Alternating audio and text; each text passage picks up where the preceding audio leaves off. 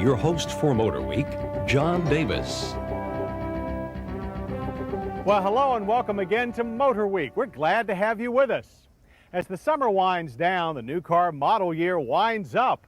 And here at Motor Week, we always start the new auto year with a look at what's fresh from America's big three car makers.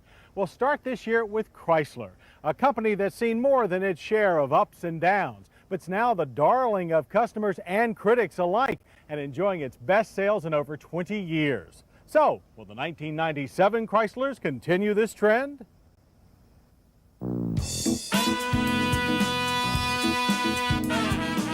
Month after month, Chrysler Corporation cars and trucks are setting new sales records.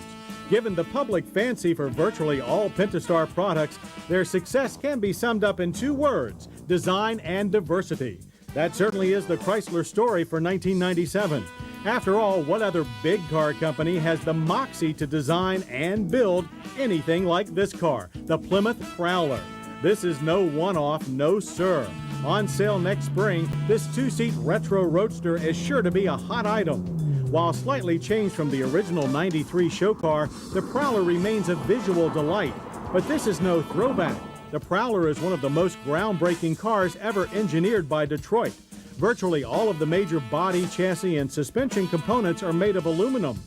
Yet most other Prowler parts come directly from Chrysler's sedans. That includes the auto-stick transmission that mimics the manual gearbox that should be here. Rating corporate parts bins is the reason the Prowler price will be as low as $35,000. Parts that include the LH's 214 horsepower, 3.5-liter 24-valve V6 engine. Good for a 0 to 60 sprint of 7.5 seconds. Inside the relatively wide cabin, complete with dual airbags, is a linear array of gauges with a big speedometer smack dab in the middle, just like a proper street rod. Moving or not, the Prowler takes your breath away, and it's simply remarkable that it exists at all. Or that Prowler takes up residence with Chrysler's other two exotics, the Dodge Viper RT10 Roadster and new Dodge Viper GTS hatchback coupe. With the fiery looks of the Cobra Daytona and 450 horses, that's 35 more than the RT10, the GTS provides a rush, 0 to 60 in 4.5 seconds, that also happens to be weather tight. Real roll-up windows, electric door latches, and even dual airbags detract from the driving thrill of the GTS not one bit. Now to diversity. Enter the new Dodge Dakota pickup.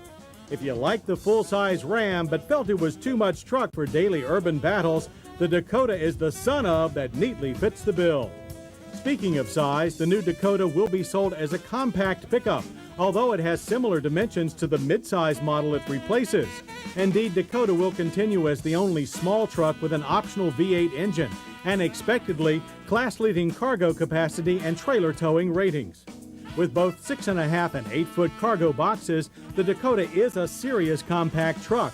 However, most buyers will be of the personal use variety and more interested in Dakota's quiet highway ride and vastly improved accommodations. New door seals and a 50% stiffer ladder frame do wonders in keeping audible pollution at bay. Inside, the broad instrument panel is similar in layout to Ram, but with something the Ram lacks: dual airbags. The majority of small truck buyers want an extended cab, and in the Dakota Club Cab, 3 can ride on a split folding bench seat. Drivetrains are carryover and include a 2.5-liter 4-cylinder, a 3.9-liter V6, and a 230 horsepower 5.2-liter V8. All but the 2.5 can be attached to a part-time shift-on-the-fly 4-wheel drive transfer case. For best off-road capabilities, new 31 by 10.5R 15-inch tires are available. Out of breath? Well, there's more. The all-wheel drive minivan returns in long-wheelbase Dodge Caravan, Plymouth Voyager, and Chrysler Town & Country. For front-drive models, a traction control option is new for '97. Now, many of Chrysler's stable of front-drive cars get minor adjustments, like the auto-stick shift-it-yourself automatic for the sparkling Sebring convertible. Auto-stick has already migrated from the Eagle Vision TSI to the Dodge Intrepid. Meanwhile, the Mitsubishi-made Dodge Avenger Coupe, as well as the hardtop Chrysler Sebring, can now be fitted with 17-inch wheels. Then there is Jeep. While the Grand Cherokee continues as the darling of the Sport Ute set, there are big changes to their older models. The 97 Wrangler made its introduction in late spring and is in strong demand. Yes, a return to signature round headlights helps, but it's the modern updates like dual airbags and stiffer chassis and an all-coil spring suspension that have prepared this classic for the 21st century. Finally, Cherokee, the design that started the compact four-door sport utility craze way back in 1983, gets its first rework in 13 years. Although you may have to be a current owner to appreciate them. The front fascia is slightly rounded with wraparound bumpers. At the rear, there's a new hatch, now made of steel instead of fiberglass, with a minivan-style exterior release handle. While other body panels are mostly unchanged, refurbished stamping dies mean closer tolerances and new seals reduce wind noise. However, the interior of the Cherokee has been redecorated. Broader seats have been borrowed from the Grand Cherokee. A new modular look dash includes dual airbags. The climate controls come from the updated Wrangler, as do a clear set of gauges.